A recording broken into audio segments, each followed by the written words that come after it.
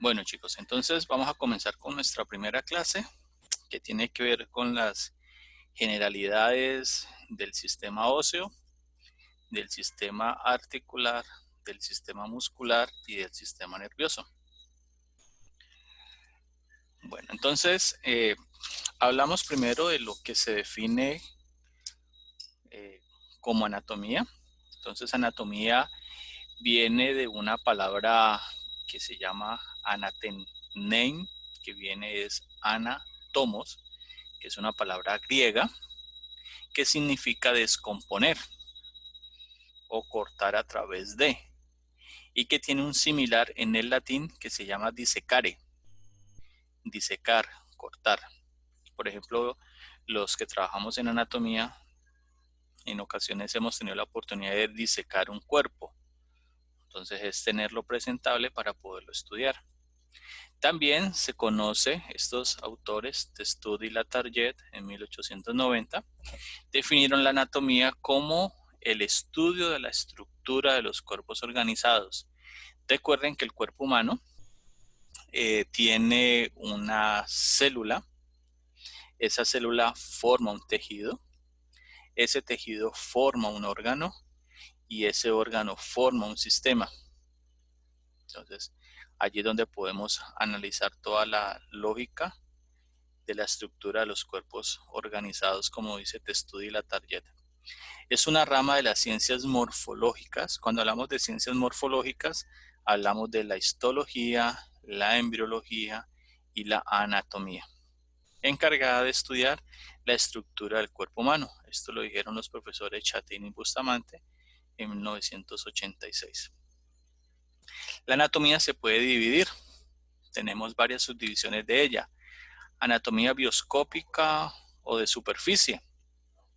Es, por ejemplo, la anatomía que utilizamos para palpar el cuerpo cuando hacemos el examen físico. La anatomía macroscópica, la anatomía grande, la anatomía gruesa. La anatomía de sistemas, que es la que ven los estudiantes de medicina después de esta asignatura. La anatomía topográfica o regional. La anatomía del desarrollo, la embriología. La anatomía microscópica, entonces tenemos la citología, el estudio de la célula, la histología, el estudio de los tejidos, y la patología, el estudio de las enfermedades o de las alteraciones que tengan los tejidos y las células. La anatomía radiológica, entonces la encargada de ver las estructuras internas del cuerpo. El cuerpo humano, para su estudio, se divide en sistemas. Entonces tenemos sistema esquelético, va a estar conformado por huesos, cartílagos y articulaciones, y su función es soportar, proteger y brindar estabilidad al cuerpo humano. El sistema muscular, entonces tiene que ver con los músculos esqueléticos, el músculo liso y el músculo cardíaco. ¿Qué genera el movimiento? ¿Qué genera el sistema muscular? Perdón, movimiento y mantiene la postura, también genera energía para poderse mover. Sistema nervioso, conformado por encéfalo, médula espinal y nervios, y su función es regular las actividades corporales por medio de impulsos nerviosos. El sistema endocrino tiene que ver con las glándulas endocrinas y son las encargadas de regular las diferentes actividades corporales. Tenemos el sistema tegumentario, que tiene que ver con piel, pelo o cabello, uñas, glándulas, y su función es proteger, regular la temperatura y eliminar los desechos. Tenemos el sistema urinario, conformado por riñones, uréteres, vejiga, y su función es eliminar desechos a través de la orina.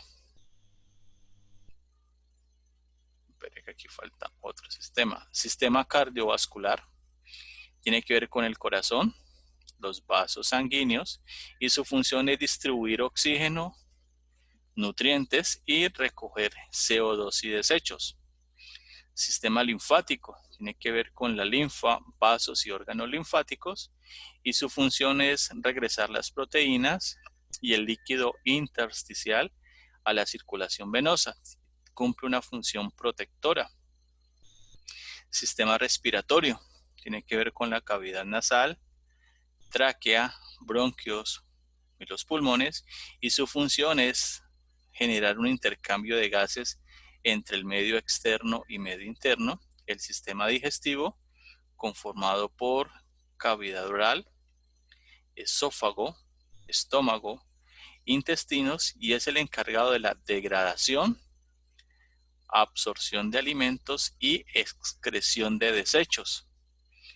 El sistema reproductor tiene que ver con las gónadas, que en los hombres se llaman testículos, en las mujeres se llaman ovarios, y es la responsable de la reproducción de la especie humana.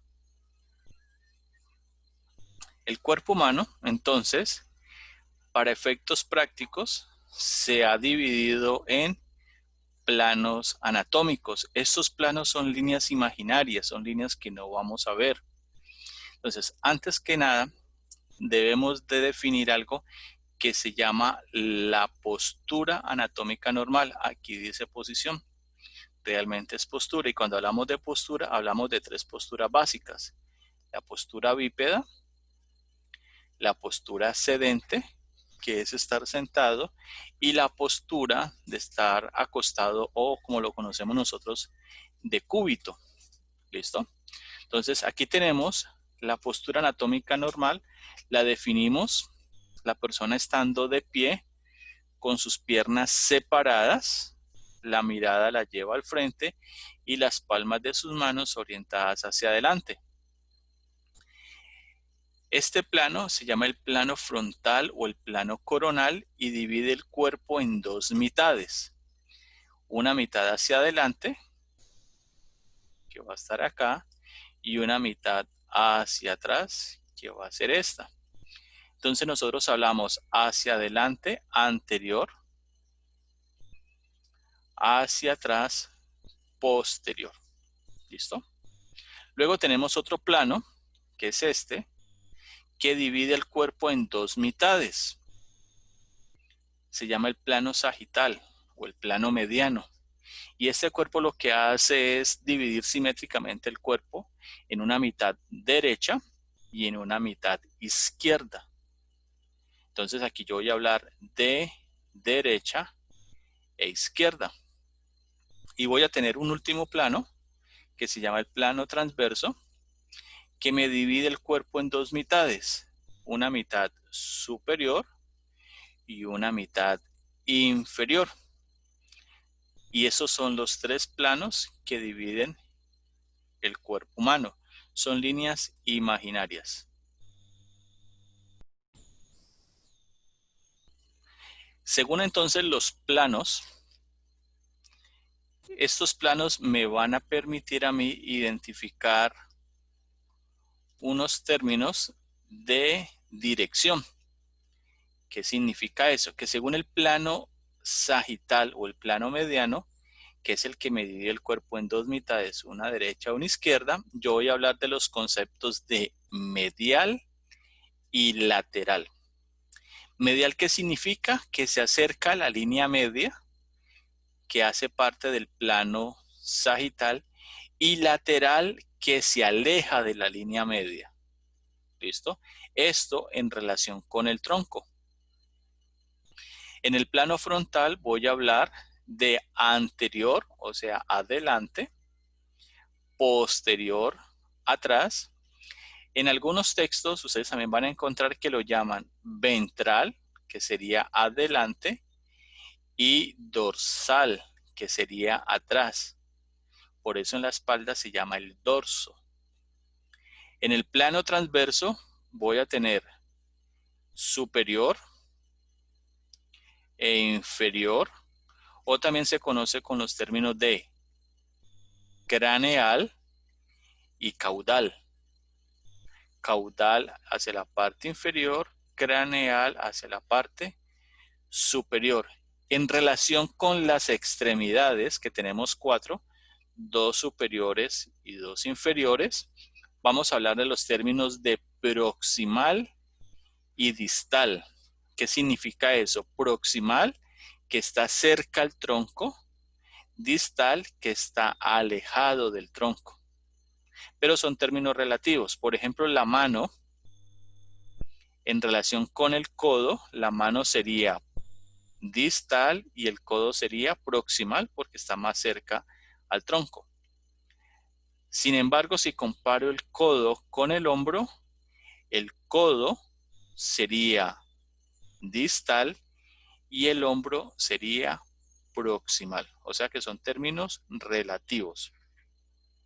Y en relación con las cavidades, voy a tener interno y externo. Entonces les voy a hacer aquí un dibujito. Entonces imagínense que esto es la cavidad torácica. Bueno, ahí disculparán el dibujo. Y aquí voy a tener los pulmones. ¿Listo? Y aquí supongamos pues que no queda muy bien, pero supongamos que aquí está el corazón, pues. ¿Listo? Entonces, estos órganos que están dentro de la cavidad son internos y las estructuras que están afuera de la cavidad son externos. ¿Listo? Y ese término solamente funciona en términos de una cavidad.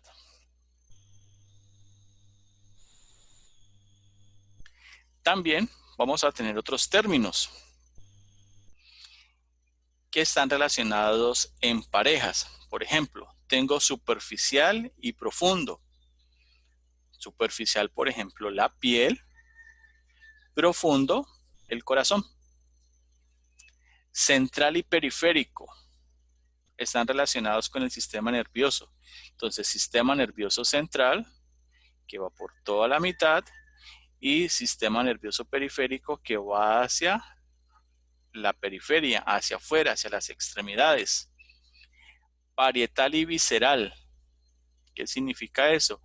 Parietal hacia la pared y está relacionado con una cavidad, y visceral hacia el órgano. Por ejemplo, nosotros vamos a ver algo que se llama la pleura, que es un tejido que cubre el pulmón. Entonces hay uno que está orientado hacia las costillas, se llama la pleura parietal, y hay otro que está relacionado con el pulmón, se llama la pleura visceral. Otros términos: ipsilateral es igual a homolateral, contralateral igual a heterolateral. Ejemplo, si yo muevo el brazo derecho y la pierna derecha, son movimientos ipsilaterales o movimientos heterolaterales. Si yo moviera el brazo izquierdo y la pierna derecha, son movimientos heterolaterales o movimientos contralaterales. ¿Listo?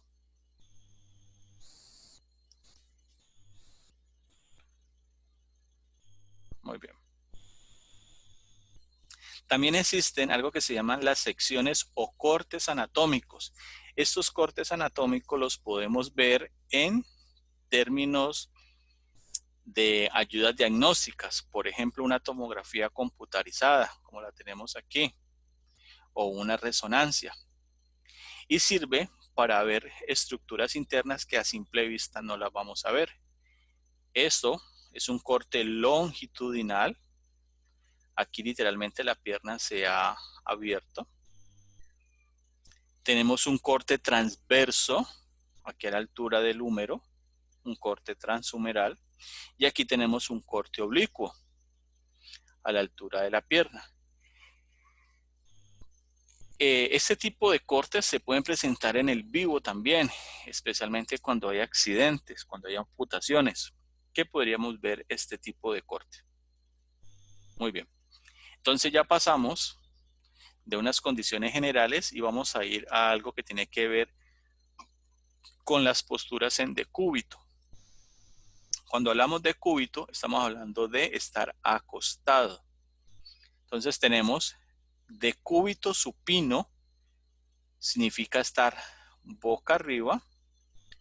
Decúbito prono significa estar boca abajo, y decúbito lateral pueden ser de dos, o lateral derecho o lateral izquierdo. Entonces nosotros no hablamos de acuéstese boca arriba, acuéstese boca abajo, acuéstese del lado derecho, izquierdo, no. Decimos decúbito supino, decúbito prono, decúbito lateral derecho e izquierdo. Y ustedes han escuchado ahorita que, por ejemplo, los pacientes que están muy graves por COVID-19, la última postura que utilizan es la postura pronada, estar en decúbito prono, o sea, estar acostados boca abajo. Es lo último que se utiliza. ¿Listo? Entonces ya vamos para el esqueleto humano. Posiblemente usted haya visto personas que caminen de esta manera. Entonces, bueno, cuando hablamos del esqueleto humano estamos hablando del sistema óseo. Y el sistema óseo se refiere básicamente a los huesos. Entonces nosotros tenemos en totalidad 206 huesos que se dividen en dos esqueletos. Un esqueleto axil. Ese esqueleto axil corresponde a la cabeza y el tronco, y un esqueleto apendicular que se relaciona con los miembros superiores, que son dos, uno derecho y uno izquierdo, y miembros inferiores, que son dos, uno derecho y uno izquierdo. A nivel del esqueleto axil, entonces tenemos la cabeza, que es todo esto, en el cual encontramos 28 huesos. Tenemos las costillas, que son estas, que son en total 24. Tenemos un hueso flotante, que se llama el hueso hioides, que lo encontramos en el cuello. Tenemos 26 huesos en la columna vertebral, si hablo en términos de huesos, porque si hablo en términos de vértebras, tengo 33 vértebras que se clasifican así: 7 cervicales, 12 torácicas, 5 lumbares, 5 sacras, 4 coxígeas. Y en el tórax tengo este hueso que se llama el esternón, que es este que yo voy a ver aquí. Hoy lo que estamos viendo son generalidades, todo esto lo vamos a ver más adelante. A nivel de miembro superior, entonces voy a tener 64 huesos, y a nivel de miembro inferior tengo 62 huesos. Los huesos se pueden clasificar de varias formas. Entonces, ¿cuáles son las formas que ellos tienen? Tenemos huesos largos, que son estos, que tenemos una parte superior que se llama la epífisis, una parte intermedia que sería la diáfisis, y entre las dos la metáfisis. ¿Listo? En su parte superior los huesos van a tener tejido esponjoso, y en la parte de la diáfisis va a ser hueso compacto.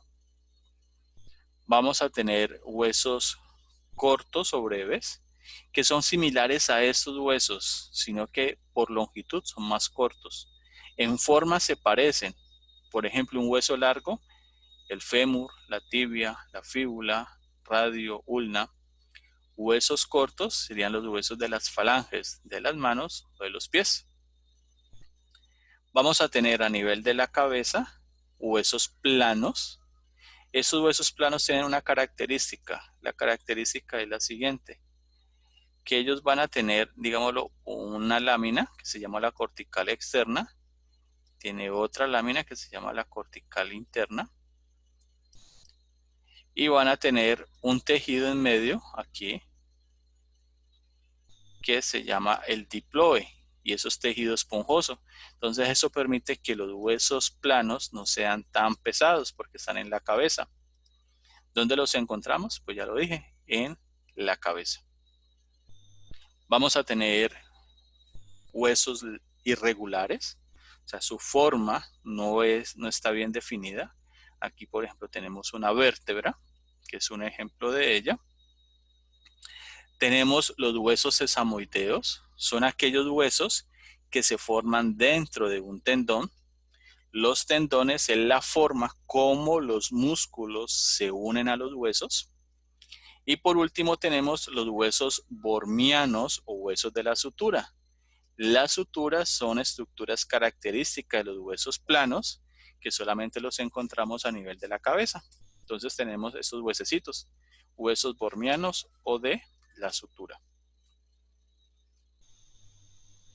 ¿Listo? A nivel de los huesos vamos a tener algo que se llaman los accidentes óseos. Los accidentes óseos, si ustedes se acuerdan de pronto cuando estaban en el colegio, en sus clases de geografía, que hablaban de montañas, de valles, llanuras, cordilleras, mesetas, sabana. Aquí tenemos algo similar. Entonces hablamos de fóvea o fosa, eso es una depresión. Aquí tenemos esto, este hueso se llama la mandíbula. La tuberosidad, que es una saliente que es rugosa. Aquí tenemos este hueso, se llama el hueso frontal, unas salientes redondeadas y lisas, que se llama el tubérculo o túberes frontales, y en la parte inferior tenemos los túberes mentales. Y aquí estamos en la base interna del cráneo, tenemos unos forámenes, que en algunos textos aparecen con el nombre de agujero, pero se llama foramen. Y el foramen es un espacio que permite la comunicación de dos sitios, de dos áreas. Listo. Hacemos. Bueno, entonces los huesos se unen de manera funcional y a eso se le llaman articulaciones. Entonces las articulaciones ¿cómo se pueden definir? Como la unión funcional de dos o más huesos. Las articulaciones se pueden clasificar de tres formas. Primero, por el tejido. Segundo, por su forma. Y tercero, por los ejes de movimiento que tiene. Entonces vamos a hablar de la primera, según el tejido.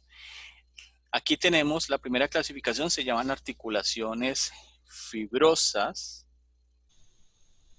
que tienen a su vez una clasificación que se llaman las suturas.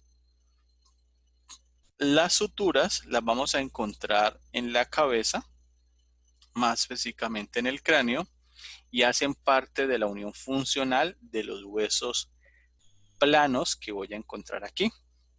¿Listo? Aquí, por ejemplo, vemos esto que se llaman las fontanelas, que nuestros abuelos, tíos, por ahí le dicen las molleras.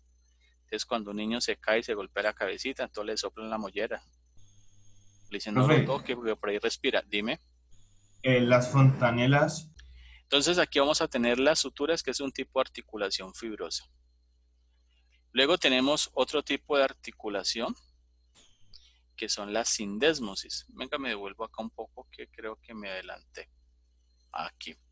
Entonces, esta es la clasificación de las articulaciones según el tejido. Entonces tenemos las fibrosas, que son aquellas donde sus caras articulares están conectadas por tejido fibroso y carecen de movimiento, o sea, que no se mueven. Luego tenemos las articulaciones cartilaginosas, que son aquellas en las cuales entre sus caras articulares están conectadas por un cartílago y presentan un ligero movimiento. Y tenemos las articulaciones sinoviales, que están caracterizadas por tener una cavidad articular, estar lleno de líquido sinovial y presentar mucho movimiento. Entonces, estas no se mueven, y lo coloco entre paréntesis, según la teoría. Estas son las que tienen más movimiento que las anteriores, y las sinoviales son las que tienen más movimiento que las dos anteriores. De hecho, en el cuerpo humano, las que más presencia tienen son las articulaciones sinoviales. ¿Listo? Entonces aquí hablamos de las fibrosas tipo sutura, que es un tipo de clasificación. Luego tengo las articulaciones fibrosas tipo sindesmosis, que es esta. Esta articulación tiene una característica, es que hay un ligamento interóseo que permite la unión de los dos huesos, o una membrana interósea, también la llaman así. Entonces aquí tenemos, esta es la tibia, esta es la fíbula, y aquí tenemos en medio la membrana interósea. Y tenemos otro tipo de articulación fibrosa que son las gónfosis. De las gónfosis las encontramos en los dientes. Entonces aquí tengo un alvéolo dental donde el diente, que tiene una forma cónica, ingresa aquí y encaja. Entonces allí les hago una pregunta. Listo. Entonces ahora vamos a hablar de las articulaciones cartilaginosas. Espera un tico, yo salgo de aquí.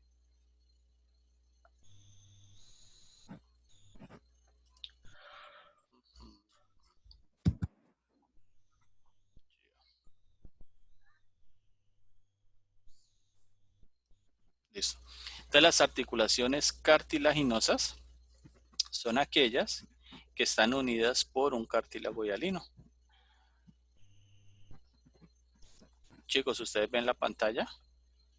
No, profe. No, profe. No, profe.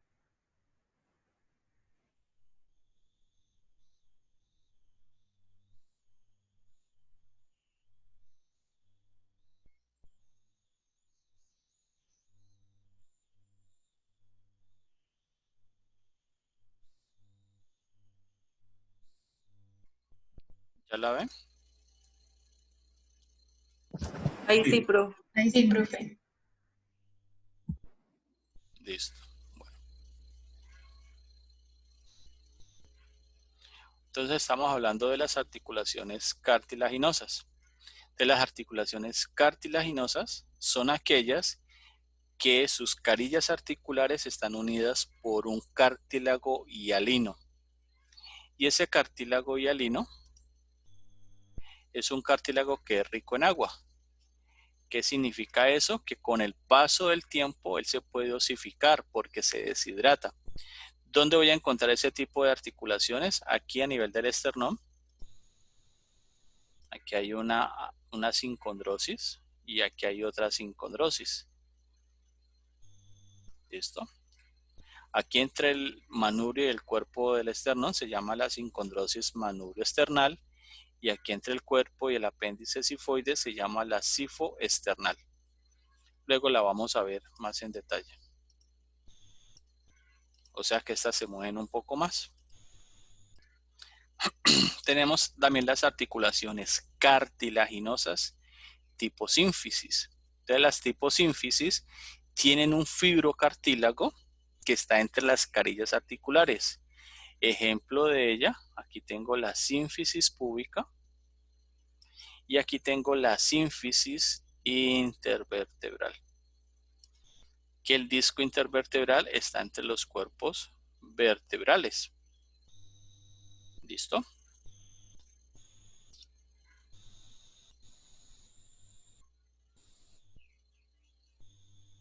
Tenemos la otra clasificación que son las articulaciones sinoviales. Las articulaciones sinoviales se clasifican en dos, simples y compuestas. La diferencia entre la primera y la segunda es que en la segunda tengo un disco o menisco articular.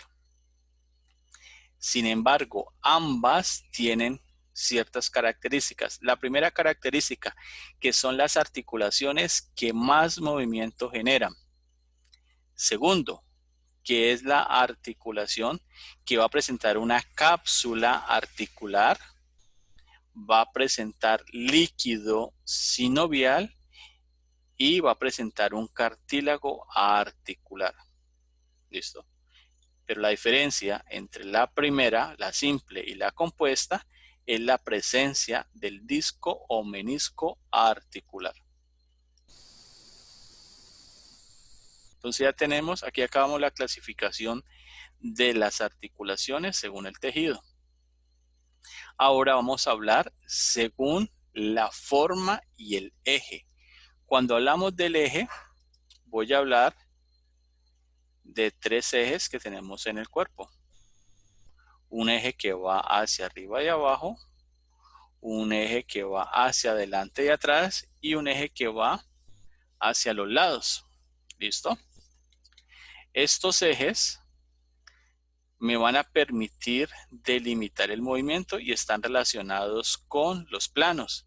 Entonces, si tengo un eje que va hacia arriba y abajo, entonces ese eje se le denomina supero inferior.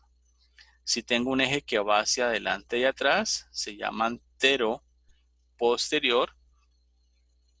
Y si tengo un eje que va a los lados, sería látero medial. Entonces, las articulaciones sinoviales son las únicas que yo puedo clasificar según los ejes. Voy a tener articulaciones que se mueven en un solo eje y a esas las voy a llamar uniaxiales. ¿Qué significa? Que se pueden mover hacia arriba y abajo, adelante o atrás, o a derecha e izquierda. Solamente se pueden mover en ese sentido. ¿Cuáles hacen parte de ellas? Esta articulación que se llama gínglimo o tipo bisagra, que por ejemplo una de ellas es el codo, que es tipo bisagra, o las articulaciones de los dedos, las interfalángicas. Tengo otro tipo de articulación que es la trocoidea o tipo pivote. Entonces, por ejemplo, aquí tengo la número 5, donde se gira sobre un eje. También es uniaxial. Aquí hablamos de las articulaciones planas, que son aquellas que se deslizan entre sí y también se consideran uniaxiales. Tenemos las biaxiales. Entonces, las biaxiales, ¿qué significa? Que se mueven en 2 ejes, que puede ser arriba y abajo y adelante y atrás. Anatómicamente hablando, superior e inferior, antero, posterior, adelante, atrás.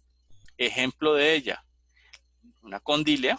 Entonces aquí tenemos esto, un cóndilo, una elipsoidea, una forma de elipse. Aquí tenemos un ejemplo de ella.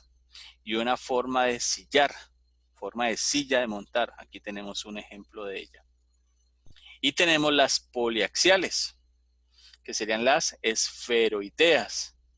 Las esferoideas son las que tienen el mayor rango de movilidad y se pueden mover en este eje y en este eje.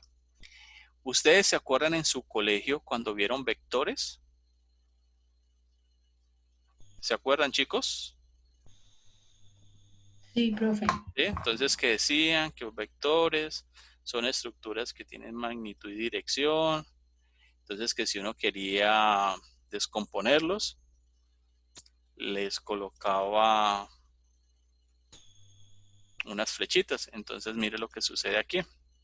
Yo voy a hacer una descomposición de este vector acá. Y entonces había un vector resultante, que sería este. Entonces, ¿qué sucede con eso, chicos? Las articulaciones biaxiales se mueven en 2 ejes, pero como está el ejemplo aquí, tienen un vector resultante. Y ese vector resultante hacen que ellas se conviertan en poliaxiales. Para resumir la historia, en el cuerpo no tenemos articulaciones biaxiales. Tenemos uniaxiales y poliaxiales. No tenemos biaxiales. ¿Listo? Y la explicación fue la que les di. Entonces aquí tenemos ejemplos de ella. Una articulación tipo pivote. Este hueso se llama el axis, este se llama el atlas, que son las 2 primeras vértebras de la columna vertebral, y el atlas rota sobre el diente del axis y se llama una articulación tipo pivote. Aquí tengo, este es el húmero, este es la ulna, aquí tengo la articulación del codo y esa es una articulación tipo bisagra. Aquí tengo este hueso que es del antebrazo, se llama el radio. Esos son los primeros huesos de la mano, se llaman los huesos del carpo, y entre el radio y el escafoides se forma una articulación tipo elipsoidea. Y aquí tengo la cabeza del húmero con la cavidad glenoidea de la escápula. Aquí tengo una articulación esferoidea, son las que mayor movimiento tienen. Aquí tengo otro ejemplo, una articulación en forma de sillar. Esta es la fila distal de los huesos del carpo. Este es el primer hueso metacarpiano. Y aquí tengo la articulación en forma de silla de montar, que está aquí. ¿Listo? Que es la del dedo pulgar. Aquí tengo una articulación tipo bisagra, ya les dije que era la del codo, una articulación esferoidea, la articulación coxofemoral, más conocida como la cadera, y aquí tengo una articulación en forma de bisagra, que es la articulación del tobillo. Entonces tenemos muchos más ejemplos de articulaciones en el cuerpo. ¿Listo? Bueno, entonces ahora pasamos a la parte del tejido del sistema muscular. Entonces, cuando hablamos de músculos, ¿los músculos para qué nos sirven? Entonces, los músculos, entonces aquí tengo un músculo grande, te saco ese músculo y ese músculo va a estar conformado por fibras musculares. Entonces, si yo saco una fibrita muscular, eso se parece mucho a... ¿Han visto los cables de red que hay en su casa? Entonces, que viene el cable y que dentro de ellos hay unos filamentos. Entonces, saco el haz de fibras musculares y ya me encuentro con una fibra muscular. Y esa fibra muscular voy a tener una miofibrilla. Y en la miofibrilla, esta miofibrilla va a tener unas bandas. Y eso es lo que le da la característica de ser estriado. Recuerden que hablamos que hay músculo estriado, que puede ser esquelético o cardíaco, y tenemos el músculo liso. Entonces este músculo se contrae, por eso genera movimiento. Y estas fibras al contraerse la hacen por acción de unas proteínas que se llaman la actina y la miosina. Entonces, eso cuando se contraen, por eso podemos generar el movimiento.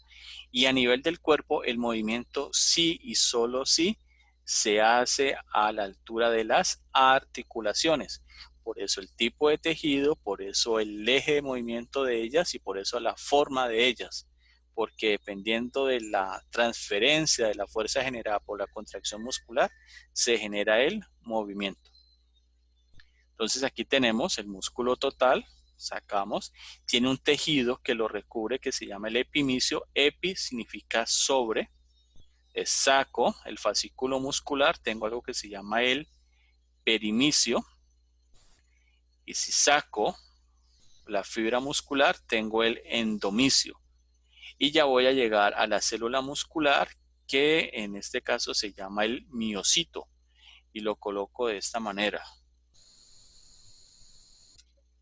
Miocito.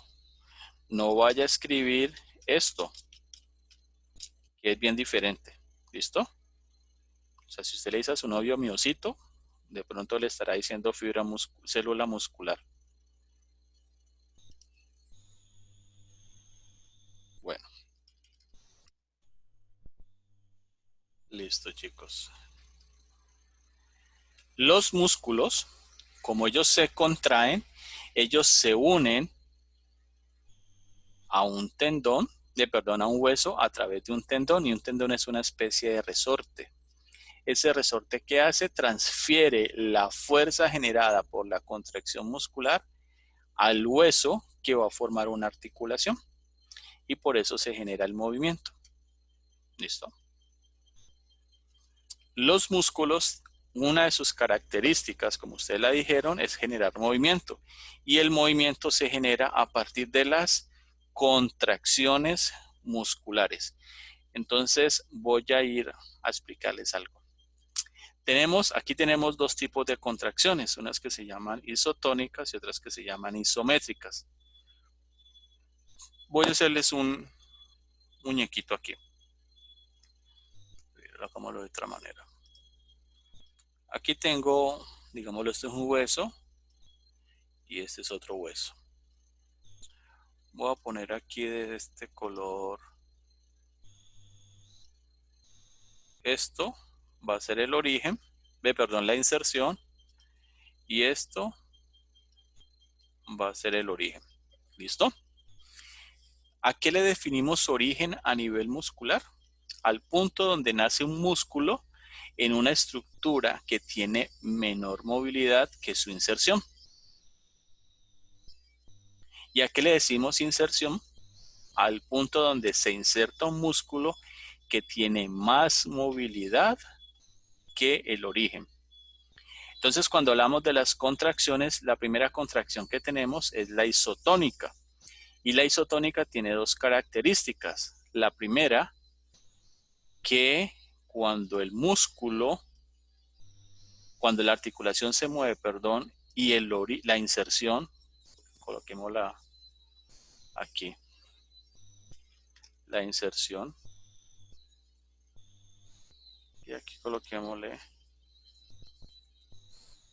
el origen. Cuando la inserción se acerca al origen, a eso le llamamos una contracción isotónica concéntrica. Entonces, le voy a hacer el chancuco acá.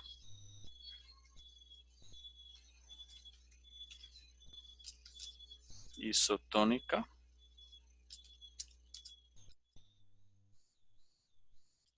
Entonces, la inserción. Vamos a ver si me deja colocarla. No me deja. Bueno.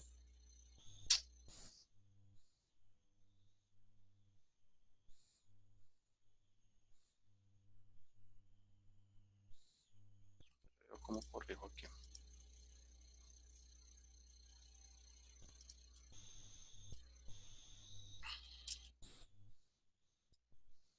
Isotónica. Entonces, la inserción se acerca al origen. ¿Listo? Isotónica concéntrica. Luego tengo la isotónica excéntrica, donde la inserción se aleja del origen. Tengo luego la isométrica, ya se las voy a explicar, se las voy a escribir aquí para poder hacer. La distancia entre el origen y la inserción es igual, o sea, no hay cambio. Y tengo algo que se llama la isocinética, que dice que la velocidad de contracción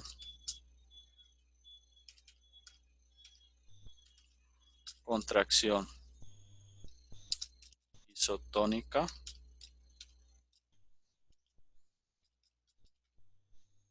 concéntrica es igual a la velocidad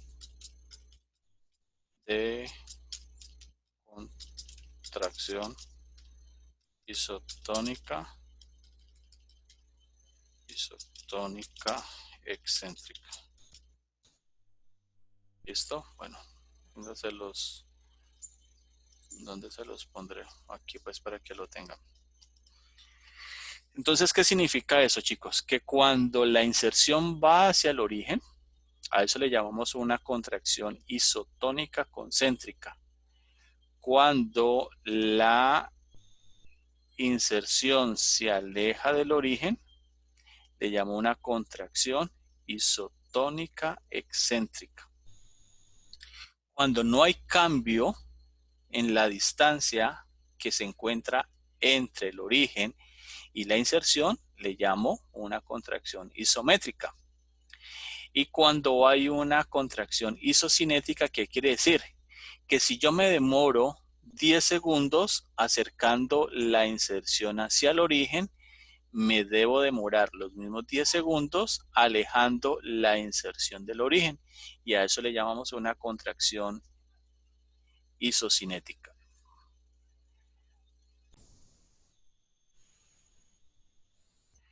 Resulta que, bueno, esto ya se los mostré, entonces esto lo podemos borrar aquí. Para poder que el cuerpo se mueva, se debe generar algo que se llaman las palancas. Entonces alguien dijo por allí, dame una palanca y moveré al mundo. Entonces las palancas son elementos mecánicos que existen en el cuerpo para poder que éste se mueva. Entonces las palancas tienen 3 componentes. Entonces venga, les hago el chancuco acá. Entonces las palancas tienen 3 componentes. Voy a poner aquí el nivel. Y acá voy a poner componentes. Entonces, nivel 1, nivel 2 y nivel 3. Entonces, componentes. Bueno, los componentes son, te voy a ponerlo así. Componente 1, componente 2 y componente 3. Espera aquí, yo borro este. Vamos aquí. 1, 2 y 3. Entonces, los componentes de una palanca son 3, los voy a poner aquí. El apoyo, la resistencia y la potencia. Apoyo entiéndase como la articulación. Resistencia entiéndase como lo que yo voy a vencer, el peso a mover. Y la potencia es el músculo. ¿Listo? Lo que me define una palanca es el nivel de la palanca, es lo que está en medio. Entonces, en la de primer género, el componente que está en la mitad es el apoyo. En la de segundo género, el componente que está en la mitad es la resistencia. Y en la de tercer género, el componente que está en la mitad es la potencia. Ya usted aquí le puede poner lo que quiera. ¿Listo? Entonces pongamos aquí la R. La R. Aquí le puede poner el que le falta, que sería la P. Aquí le puede poner la A.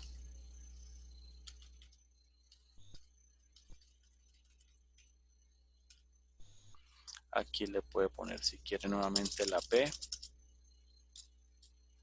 Aquí le puede poner la R. Y aquí la A. ¿Listo? Entonces lo que me define una palanca es lo que está en la mitad, o sea, el segundo componente. Profe, ARP es apoyo, resistencia y potencia. Sí, son los 3 componentes. Entonces aquí lo vemos. Te los voy a mostrar acá. Mira. Aquí tenemos punto de apoyo A. Aquí tenemos R, la resistencia. Y aquí tengo la P, que es potencia. ¿Listo? Aquí tengo el origen del músculo, la inserción del músculo. Tengo el origen del músculo. Entonces ya sabemos que para poder que haya movimiento, ¿qué se tiene que dar? ¿Qué tipo de contracción? Una palanca. Bueno, la palanca es la pieza mecánica para hacer el movimiento, pero ¿qué tipo de contracción se tiene que dar para que haya movimiento? Una isotónica concéntrica. Una isotónica, que puede ser concéntrica o excéntrica, pero una isotónica está bien. ¿Listo? Entonces la inserción aquí iría hacia el origen, que sería la línea amarillita. Entonces mira que esta es la potencia. Aquí tengo la resistencia y tengo el apoyo. Tengo apoyo, potencia y resistencia. ¿Esta palanca de qué tipo es? ¿Qué nivel es? ¿Cuál es el componente que está en la mitad? La resistencia. mira el apoyo aquí. En la mitad el punto de apoyo, El punto de apoyo. No, mira la potencia. La donde potencia. A la potencia. la potencia está entre el apoyo y la resistencia. Entonces es una palanca ¿de qué nivel? 3. 3. Mira acá, mira que la potencia está en la mitad. Me interesa es lo que está en el medio. Lo que está a los lados no es importante. ¿Listo? Entonces sigamos acá. Entonces aquí tenemos un ejemplo. Mira las palancas. En algunos textos usted va a encontrar que las letras no van a ser la misma. Por ejemplo, E, como lo vemos aquí, la E significa energy, que en nuestro caso sería la potencia, sería el músculo. Aparece la letra F, que en nuestro F sería fulcrum, que es la articulación, para nosotros sería la A, y en algunos la letra R no la ponen, sino que ponen la letra W, que significa weight, que es peso. ¿Listo? Entonces aquí tengo, ¿qué componente está en la mitad? ¿Qué componente tengo aquí en la mitad? Punto de apoyo. El punto de apoyo. Entonces esa es una de primer género. Entonces mira, aquí tengo un ejemplo que es la articulación atlantoaxial. En la parte posterior tengo los músculos, en la parte anterior tengo la cara para poder hacer ese movimiento. Palanca de segundo nivel. Tengo, ¿qué componente está en la mitad? Resistencia. La resistencia. Entonces mira que aquí tengo el punto de apoyo, sería la articulación metatarsofalángica del primer dedo. La resistencia sería la articulación que está aquí. Y la potencia sería el músculo de la parte posterior de la pierna. Y la última, entonces tenemos lo que está en medio es la E, que sería la potencia, que ya la vimos que es una articulación de tercer nivel o tercer género. Listo, los músculos para poder cumplir su función van a denominarse de la siguiente manera. Unos que se llaman agonistas o motor primario y otro que se llama sinergista y antagonista. Agonista es el responsable de hacer el movimiento. El sinergista le ayuda al agonista a hacer el movimiento. Y el antagonista le permite a los dos anteriores poderse contraer.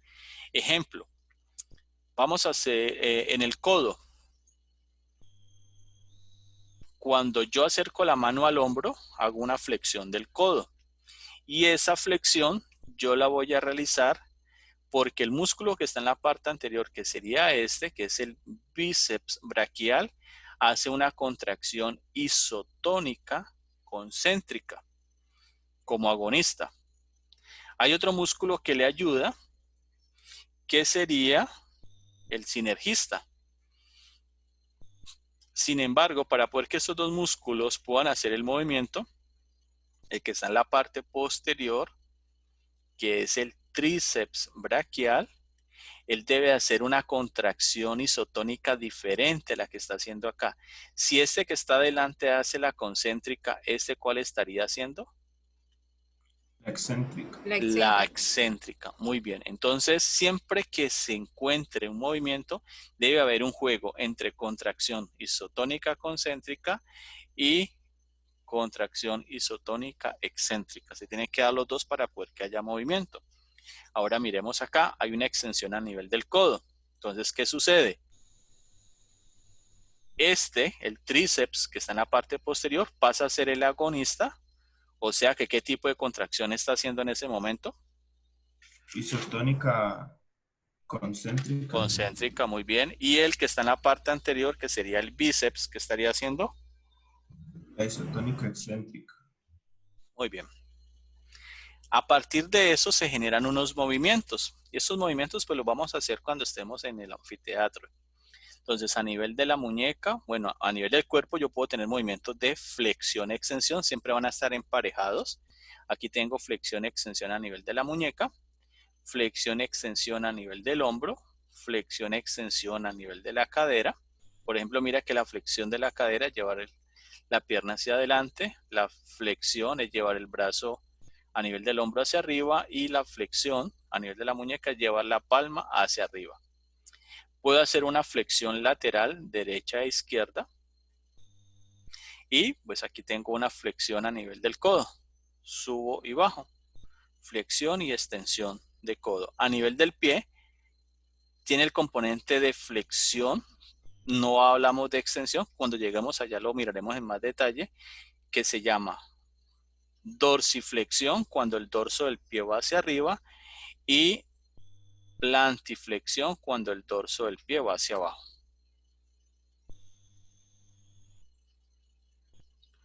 ¿Listo? Acá tengo otros movimientos. A nivel de la articulación radioulnar, hago pronación y supinación. Pronación es tener la palma de la mano hacia arriba, o sea, supino, pío.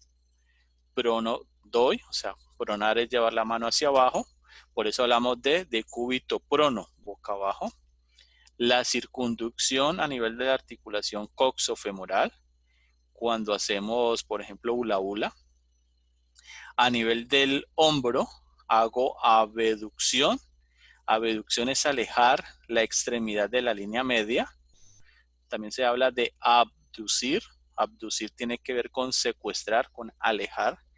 Y tengo la aducción, acercar la extremidad hacia la línea media. Entonces aquí tengo abducción y aducción de hombro y aquí tengo abducción y aducción a nivel de la cadera.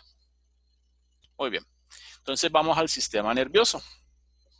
Entonces el sistema nervioso se clasifica en varios sistemas. La primera clasificación tiene que ver con lo que llamamos sistema nervioso central. Y el sistema nervioso central está conformado por el encéfalo y la médula espinal. ¿Se acuerda que hablábamos nosotros en términos de dirección de central y periférico? Entonces aquí es un ejemplo, central, sistema nervioso central, y aquí tenemos sistema nervioso periférico. Y el sistema nervioso periférico son nervios que salen de la médula espinal y van a ir hacia la periferia. Entiéndase, hacia los miembros superiores, el tronco y miembros inferiores. El nervio, ¿se acuerdan el ejemplo que les puse? Como si fuese un cable de red. Tiene un tejido que lo cubre, que se llama el epineurio. Internamente hay un tejido que recubre, que se llama el perineurio. Luego tengo otro tejido que se llama el endoneurio y ya me voy a encontrar con unas celulitas que se llaman las células de Schwann, que tienen que ver con el axón, que son las que recubren. Y el axón es una parte de la unidad funcional de una célula que se llama la neurona. Y la neurona es la unidad funcional del sistema nervioso. Entonces la neurona es la encargada de llevar el impulso eléctrico a todo el cuerpo. Entonces en el sistema nervioso vamos a tener un juego que tiene que ver con la entrada y con la salida. Es un juego de estímulo-respuesta. Ese juego, entonces tenemos una vía de entrada, se llaman las vías aferentes, y una salida que se llama la vía eferente. Eferente es de efector, del que lo hace. Entonces tenemos un receptor que está en piel, o sea, hay una neurona sensorial que es la que recibe la información. La información viaja a un ganglio, de allí sube a través de la médula espinal hasta el encéfalo, que está en el sistema nervioso central. Luego de allí la información se devuelve a través de una vía eferente, hay una neurona motora y termina en un efector. Y eso tiene que ver con el sistema nervioso periférico. Te les voy a colocar un ejemplo, pues que normalmente siempre lo coloco porque no he encontrado otro. Imagínense que una niña, estamos hablando del estímulo-respuesta, o sea, de la entrada y de la salida. Imagínense que una persona, una niña, va caminando por la calle y pasa un de esas personas desadaptadas que suelen haber por allí y le toca la nalga. ¿Listo? ¿Qué respuesta harían ustedes, niñas? Las escucho. Niñas, ¿ustedes qué harían? Bueno, igual Depende. también. Pasó la persona y te tocó la nalga. Es un desconocido.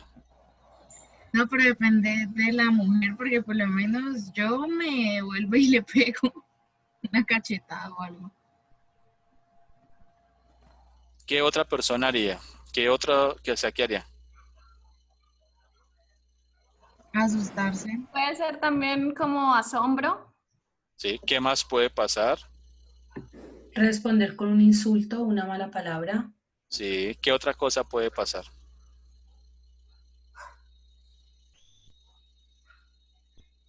¿Qué otra cosa puede suceder allí?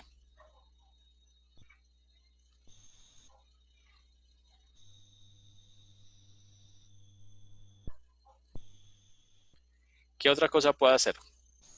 Entonces, habrá niñas que le golpearán, habrá algunas que se pondrán a llorar, habrá alguien que se quedará en shock, habrá alguna que le nombrará a la mamá, etcétera. ¿Listo?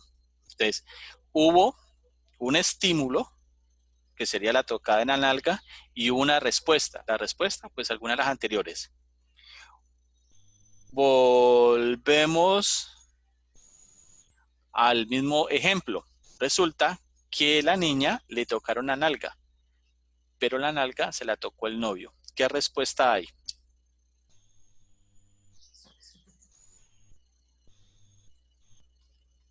Niñas, ¿qué respuesta puede haber? ¿Ah? No, profe, pues podría ser darle un beso o tocarle la nalga igual. O sea, le puedo dar un beso, gracias mi amor, listo, hágale papito, listo, siga, toque la otra. ¿Cambia el estímulo? Claro, y claro. ¿El estímulo cambia? O sea, la toca la nalga cambia. No cambia. No cambia. ¿Qué cambia? No, La la persona. respuesta. Si La persona- respuesta, la reacción. Muy bien, volvemos a otro ejemplo. Te toca la nalga el cirujano plástico que te va a hacer un procedimiento quirúrgico. ¿Usted lo va a cachetear? No. No. ¿Usted le va a decir, le va a dar un besito al cirujano? No. No. Bueno, excepto que el cirujano sea el novio, ¿no? ¿Listo? Pero claro que no. ¿Usted qué le va a decir? Pues siga tocando para poder que le quede bien la cirugía. Claro. ¿Cambia el estímulo? No. No. ¿Cambia la respuesta? Sí. Sí.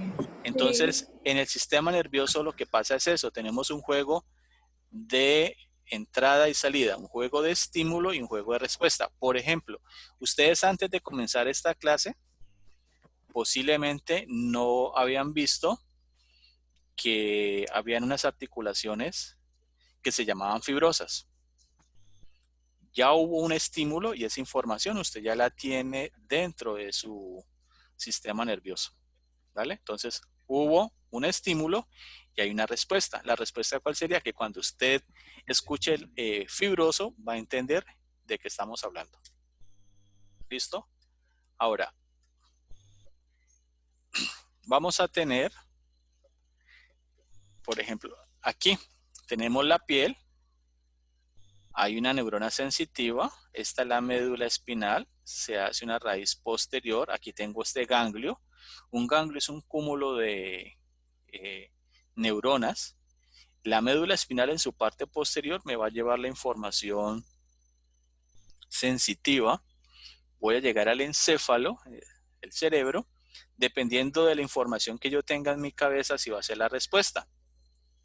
Por la parte anterior de la médula espinal viajan las vías motoras, sale por las raíces anteriores y va a llegar a un músculo a través de una motoneurona o una neurona motora inferior. Eso es lo que da. También puede pasar de que no sea necesario que la información llegue hasta arriba. Y a eso le llamamos el arco reflejo. te chuzaste el dedo, la información viaja de manera sensitiva, llega hasta las astas posteriores de la médula, luego se da la respuesta y regreso acá.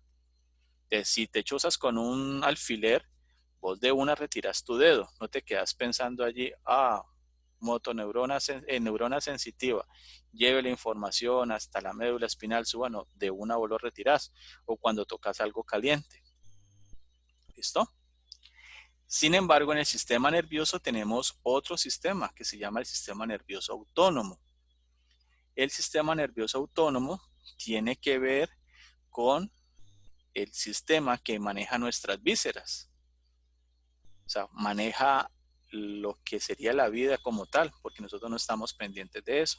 Entonces tenemos la misma entrada, un receptor, un componente aferente, una neurona sensitiva, un ganglio, médula espinal, y va a haber una respuesta. Entonces aquí cuando hablo de receptor, hablo de paredes de las vísceras. ¿Qué vísceras? Un ejemplo de una víscera.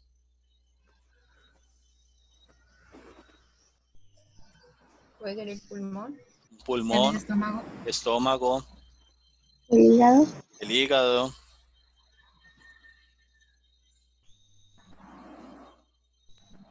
Corazón. corazón, vejiga, riñones, listo.